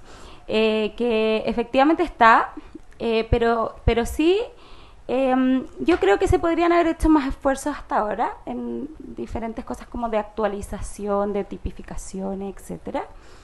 Pero la buena noticia y la esperanza es que este grupo y muchos más, que somos un grupo que lucha contra la violencia en las escuelas y que estamos haciendo un trabajo increíble juntos y bueno, esta semana empezamos a generar un programa. También vamos a crear alguna propuesta que actualice la ley, porque efectivamente la sociedad va avanzando más rápido que la ley, y hay ciertas debilidades que tenemos que integrar. Ahora, hay diferentes proyectos de ciberbullying que se han presentado este año, sobre todo diferentes diputados, etcétera, pero yo ahí ahora hablo como de mí misma, Bárbara Soto, soy más de que la ley se debe actualizar, que además es un proceso mucho más rápido, que crear toda una ley nueva. Entonces nosotros estamos trabajando mucho y estamos sumando diputados, porque recuerden que las leyes son aprobadas por los diputados. Entonces nosotros estamos haciendo trabajo hormiga con diputados de todos los sectores para que estos sean aprobados. Pero también es verdad que uno no puede crear leyes así como rápido, porque después pasa que no se adecúan, entonces quedan mal hechas, etcétera. Entonces, por eso la hemos estado trabajando durante estos meses, y la verdad es que cuando yo me enfrenté a esto dije, o sea, si el Estado alguna vez pensó que podía solo, estaba muy equivocado. Entonces, ¿qué es lo que hicimos? ¿Qué fue lo primero que hicimos? Llamar a todos estos expertos, que somos muchos, somos como un grupo de superhéroes. Sí, y gracias a Manuel y la Leli, yo fui conociendo más gente que se le acercó a ellos, luego la Katy. Entonces la verdad es que en verdad la Katy nos unió y que no nos desuna nadie, porque vamos a lograr cambiar, no solo mejorar la ley, que siempre se puede mejorar, sino que también bajarla a los colegios, porque es lo que decía Jorge, o sea, está bien que el colegio tenga protocolo, pero no necesariamente podemos asegurar que los papás lo leyeron, no necesariamente podemos asegurar que lo hizo toda la comunidad educativa como debería. Entonces, y otra cosa con respecto a lo mismo, los papás son bien buenos para denunciar, pero muchas veces falta que estén en la prevención, o sea, que vayan y conozcan el protocolo, y me doy cuenta porque los papás nos preguntan todos los días qué hacer si a mi hijo le hacen bullying, y eso está súper especificado, no solo en las páginas del Mineduc, sino en los protocolos propios de los colegios. Entonces ahí como falta un poco de proactividad, pero vamos avanzando y nosotros tenemos esperanza que este año terminemos con grandes cambios al respecto. Efectivamente. Sí, efectivamente nosotros hemos hecho varios conversatorios con distintos expertos que no han sido en streaming, pero que efectivamente los resultados de esas conversaciones las estamos consolidando para presentar como propuestas de mejora a distintos diputados que se nos han acercado a nosotros y a través también de la Seremi y mi gobierno para hacer estas mejoras. Y también diputados de otros lados. Sí, para ser justas, diputados de todos lados, porque de verdad esto debería ser una tarea de todos los lados. Sí, afecta a todos. ¿Alguien más?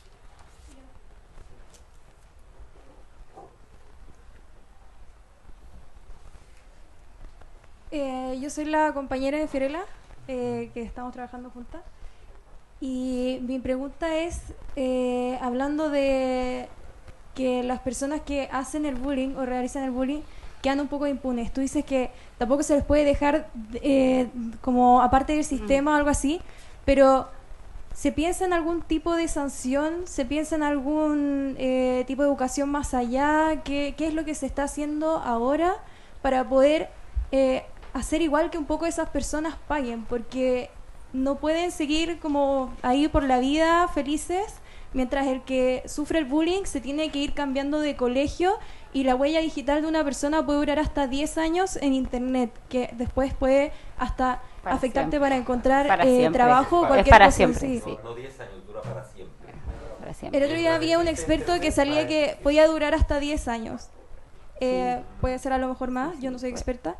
Pero, ¿qué es lo que pasa en ese caso? O sea, se le hace bullying a una persona. Ustedes me están diciendo que eso dura para siempre. Un hashtag, una etiqueta. Entonces, ¿qué es lo que pasa ahí? ¿Cómo se sanciona a esas personas? Sí, ¿Qué es lo que es que hay dos enfoques. El punitivo, yo creo que Jorge un poco va a hablar también de eso. Hay un enfoque punitivo, o más bien normativo, por decirlo así, y hay otro enfoque que es educativo, formativo. Y yo creo que yo soy mucho más de la línea del formativo, exceptuando casos, pero de extrema violencia que que uno dice, esto no puede estar pasando.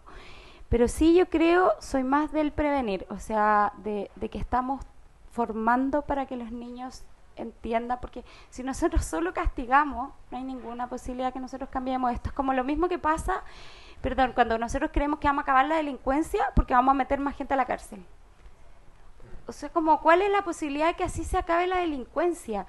Quienes hemos trabajado en la cárcel, ¿y por qué llevo esto? Como son diferentes casos obviamente, pero es un poco parecido, como la pérdida de la fe en el abandono que salga del sistema. De hecho, la mayoría de ellos no terminó el colegio, termina en la cárcel, y nosotros teníamos una escuela de emprendimiento y escuela eran 10 escuelas.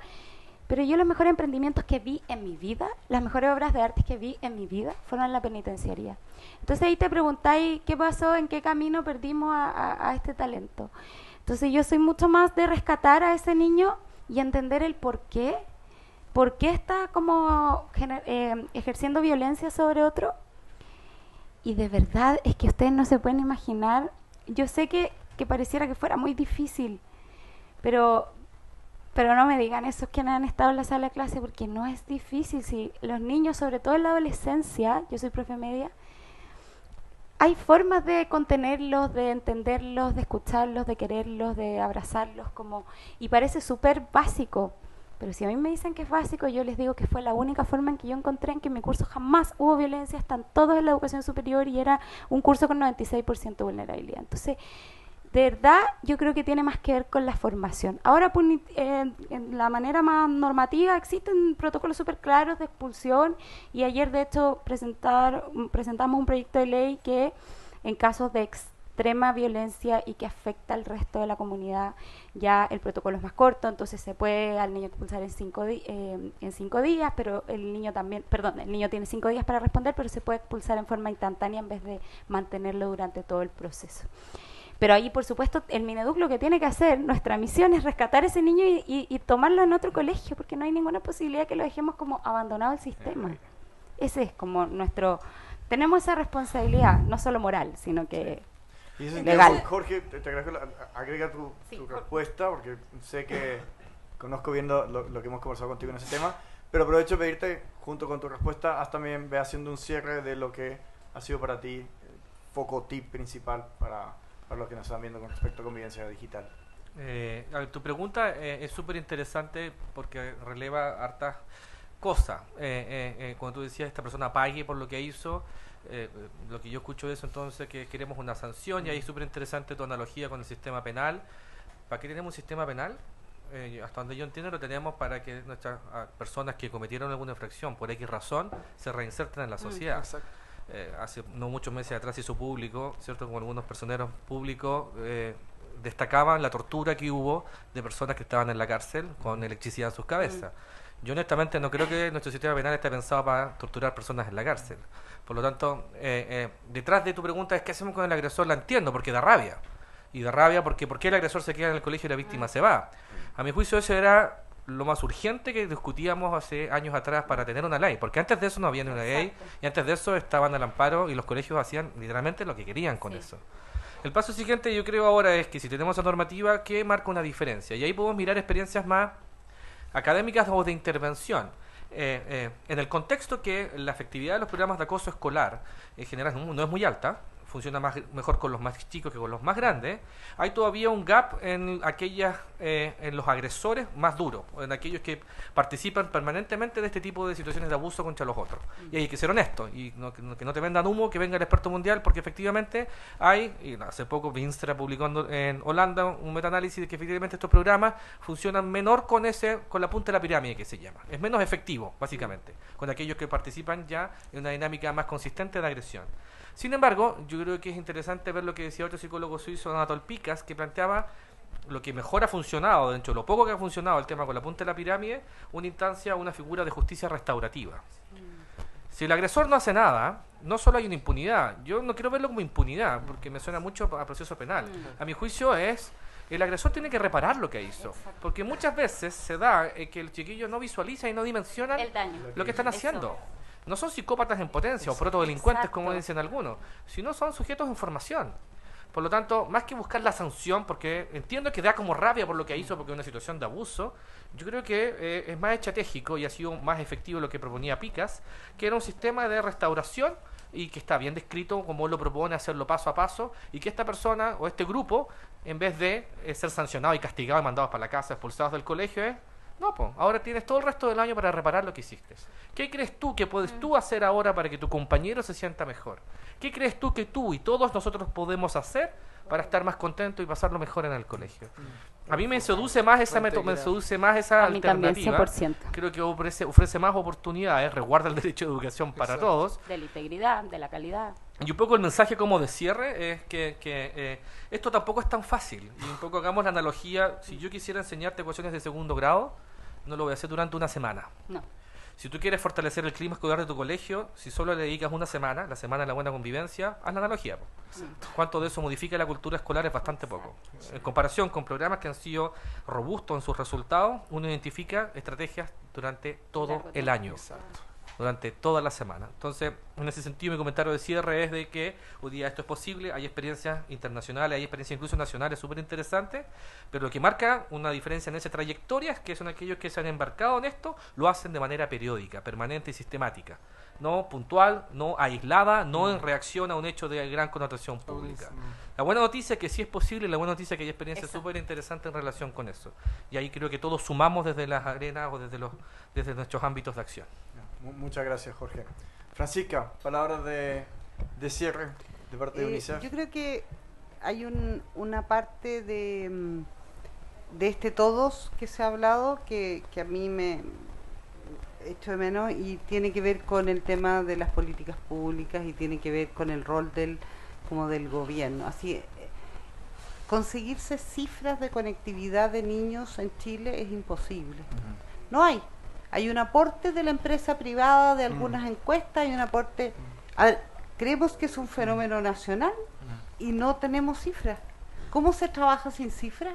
Sí. ¿Cómo podemos administrar algo si no sabemos lo que es? No sabemos la magnitud, así sabemos que hay miles de niños conectados. Sabemos que... ¿Cómo creo que hay una deuda? Hay una deuda en organizar quiénes tienen qué y cómo se puede hacer. Por el lado del Estado, por decirlo. Por el lado del sector privado, también creo que las empresas que venden los tablets, los distintos todos los aparatos, dispositivos, tienen que tener como una responsabilidad frente a lo que están vendiendo. Y tienen que tener como todos los resguardos y todo lo que se puede hacer para decirle... Usted ha comprado un celular que es para su hijo, ok, tenga presente que así, tiene estos dispositivos y tienen que venir, así vienen cargados con dispositivos que, ¿por qué no vienen cargados los dispositivos vienen con aplicaciones que son para de la niños? empresa, ¿por qué no puede venir con una aplicación? Claro, así, preinstalada? Si este todos del cual estamos hablando somos los preocupados, no sacamos nada. Los preocupados podemos ser muchos, los que pueden hacer algo tienen que estar en la mesa. Y de verdad ese es el llamado de todos. Entonces, cuando vivimos en un país tan tremendamente conectado como este y no sabemos dónde están los conectados, de verdad es súper complicado. Un llamado a organizarnos. Claro, y estudiarlos para poder hacer las políticas públicas que se necesitan y correctas para hacerlo, si no, no se sabe cuál es. Y lo otro que yo solo quería, para terminar, reforzar un poco lo que está diciendo Jorge. La adolescencia es una edad para meter la pata. Es una edad para hacer tonteras, es una edad que pasan esas cosas porque uno está probando y equivocarse. Y un error que puede ser gravísimo, para los otros no puede terminar tu vida. Y de verdad, las cosas que se hacen en la construcción de uno mismo son errores, pero yo creo que un poco lo que tocaba Jorge de como la justicia restaurativa, que es lo que se está dando hoy día en el derecho penal y sobre todo en la responsabilidad penal adolescente, es como, bueno, si estamos participando del daño que hiciste, veamos cómo se hace la reparación, que parte por pedir disculpas, que parte por hacerte cargo, porque lo mismo que les decía antes, los niños, según la etapa del desarrollo, pueden hacer distintas cosas. No es lo mismo un niño de 5, un niño de 12, un niño de 17. Pero uno puede hacer ese ejercicio, por decirlo. Entonces, nada, eso es un llamado también a las autoridades a hacerse cargo. Muchas gracias, Francisca. Álvaro, palabra de cierre. Como resumen, para mí esta generación está socializando en Internet, tenemos que entenderlo así. Como colegio tenemos que hablar abiertamente de Internet con cada uno de ellos, tenemos que integrar Internet a los manuales de convivencia escolar. Esto no es solamente violencia escolar en línea, aquí hay sexualidad y afectividad, aquí hay droga y alcohol, está todo pasando a través de Internet y es su canal y es su conexión y es su socialización y tenemos que entenderlo así. Como padres, madres, los que están escuchando, transformarse en mentores digitales, en ser quienes acompañan y entregan la tecnología de manera responsable. Ver la tecnología como la manera de conectarse con tu hijo y con tu hija, de acercarte. Nosotros siempre tiramos la talla, pero porfa, padres, madres, abúrranse con Germán Garmendia, véanlo, escúchenlos, entiendan que ellos son sus rockstar actuales y tienen que estar cerca, tienen que conocerlo, es la forma. No sientan que el teléfono los aleja, sino que hagan que la tecnología los una, jueguen con ellos, entiéndanlos, pero normen y reglamenten, sean parte de ese camino. Para mí es la forma. Son nativos digitales, ya lo sabemos, lo hablamos, lo entendemos, pero entonces, como decía Jorge, hagámonos cargo de esto. Si nacieron con Internet y los vamos a incluir, que no sientan que solamente es para el ocio, para redes sociales, para chatear, sino que aquí también pueden aprender a construir, a hacer búsqueda inteligente, a crear y construir cosas en Internet. Tenemos que también jugar a ese equilibrio. Eso para mí. Muchas gracias, Álvaro. Claudio. Bueno, complementando un poco lo que dijo Álvaro, hacer ese llamado a la familia que pierdan el miedo, como dijo Francisca hace un momento atrás. Tienen el miedo a aprender algo nuevo. O sea, hoy día todo el mundo está usando WhatsApp. Hay aplicaciones que son mucho mejores que WhatsApp y nadie las quiere usar porque no la conocen. Ya, bueno, está bien. Es más cómodo. El temor al cambio es algo natural en el ser humano, cuando realmente lo único que es permanente es el cambio. Entonces, eso, que pierden el miedo a aprender, a involucrarse en lo que están viviendo sus hijos.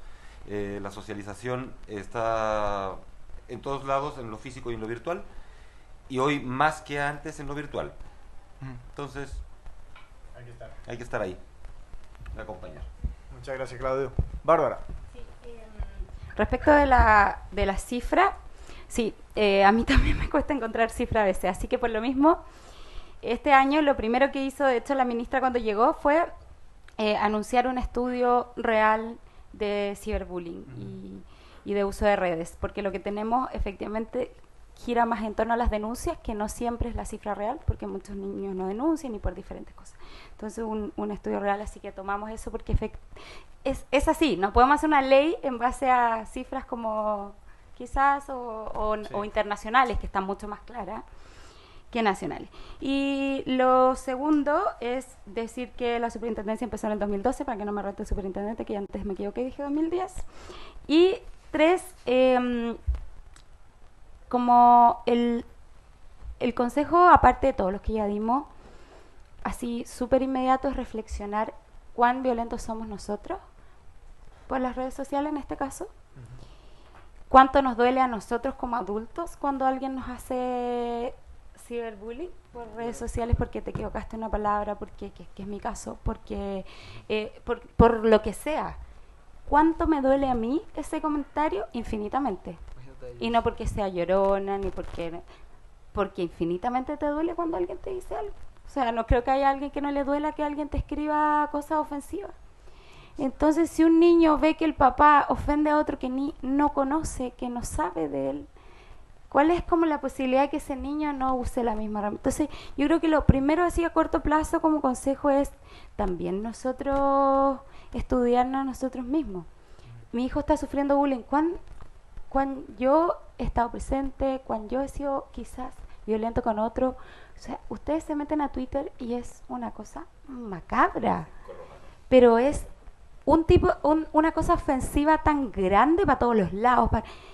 Pero uno dice, nadie puede ser inmune a eso, nadie. Ni un ser humano con sentimientos puede ser inmune a cómo te pueden destruir por redes sociales. Entonces, yo creo que ahí también tenemos que hacer como una reflexión, así que quería quedarme con eso. Y lo último que obviamente yo tengo que decir, si alguien está viendo y tiene algún problema de bullying y es adolescente, nada es tan grave. Y estamos nosotros para ayudarlo. Nosotros hemos girado harto nuestra labor a escuchar a los papás que se sienten afectados por esto y escuchar a los niños. Y siempre nos encuentran en las diferentes oficinas, y en la noche también yo respondo el Facebook, el Twitter, y de verdad lo hacemos. Entonces sabemos que podemos evitarlo a corto plazo y estamos acá. Y no somos todos tan viejos, también hay jóvenes si quieren conversar con nosotros en la Seremi Educación. Así que solo quedarme con el agradecimiento por la invitación. Siempre aprendo este grupo maravilloso y también dejar un mensaje positivo de esperanza, porque yo de verdad creo que nunca se había generado esto como de crear tantas posiciones distintas, y ustedes ven acá somos 1, 2, 3, 4, 5, 6, 7, que nos unió una fuerza común, pero somos muchos más. Entonces, de verdad, yo creo que hay una esperanza muy importante de cambiar las cosas y efectivamente crear un futuro o unos niños futuros felices, y si podemos hacerlo hoy, importante que los papás no solo le preguntan a los niños si se sacaron un 7, sino también quiénes son sus amigos, cómo lo pasó, si es feliz, cuál es su pasión, si el profesor se rió, si lo abrazó, si cosas también, eso también es súper importante. Así que eso. Muchas gracias. Yo quería simplemente cerrar con una frase. Es de arrogante pensar que tenemos el futuro asegurado. Nosotros hoy día es lo único que tenemos seguro, este instante, en este momento. Es lo único que tenemos seguro. Nosotros salimos de aquí, cruzamos la calle y nos atropellan y hasta llegó. Así que tenemos que cambiar las cosas ahora. No hay tiempo. La respuesta, la solución a este problema depende de nosotros. Depende de los que nos están viendo. El mañana no está asegurado para nadie. Independiente de dónde nació, cuál sea su apellido, dónde esté. Todos tenemos solamente asegurado este instante. Hagamos que valga la pena, que lo disfrutemos, que lo pasemos bien, que sea un minuto espectacular para la persona que está al lado nuestro, porque ese minuto no vuelve. Yo les agradezco a cada uno de ustedes por estar con nosotros hoy día. Les agradezco mucho el compromiso que han tenido con nosotros en esta causa, por estar aquí presentes, por sacar tiempo de su tiempo libre para venir aquí a compartir lo que ustedes en su día a día están haciendo. Les agradezco mucho a las personas que se conectaron por streaming, que nos están viendo, que nos van a ver en lo que queda grabado. Los dejo ya invitados al miércoles que viene. Tuvimos que moverlo de jueves a miércoles, disculpa la confusión. Miércoles 12 vamos a hablar acerca de la relevancia del testigo. Vamos a tener, es un tema súper clave cuando hablamos de bullying, violencia escolar. Vamos a tener a Andrea Enríquez de Volando en B, Javier Astudillo de Kiva, Eduardo de Espacio Mejor y Josefina Cáceres, que es una psicóloga de la Universidad Central, que nos va a ayudar en esta conversación también. Les agradezco nuevamente a cada uno de ustedes. Le agradezco a mi queridísima esposa por estar siempre al lado mío, apoyándonos en todo y trabajar juntos. No, al frente, no al lado. Muchas gracias a todos y nos vemos el miércoles que viene. Hasta luego.